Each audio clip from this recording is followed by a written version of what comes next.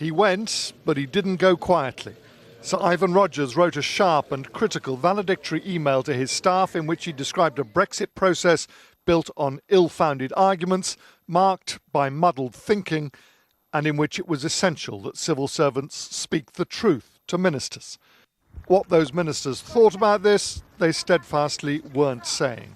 Sir Ivan's direct boss, Foreign Secretary Boris Johnson, returning from an early morning run, uncharacteristically silent.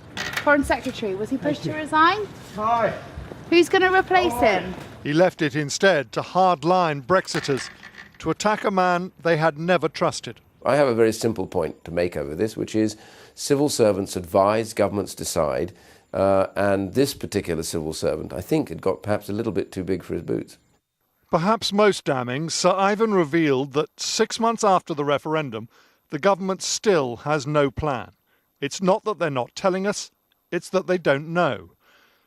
We do not yet know what the government will set as negotiating objectives for the UK's relationship with the EU after exit, he wrote.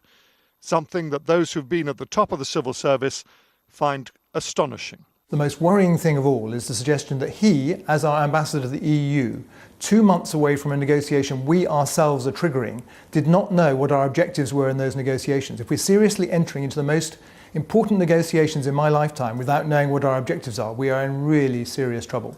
Those in Brussels who had been due to negotiate across the table from Sir Ivan also praised him. In a tweet, Guy Verhofstadt, the lead negotiator for the European Parliament, called him a much-respected UK civil servant who knew what he was talking about. Words that will no doubt confirm the Leave camp's suspicion of his motives. His replacement, we now know, will be Sir Tim Barrow, a career diplomat with extensive European experience, and clearly a man who also knows what he's talking about. James Mate.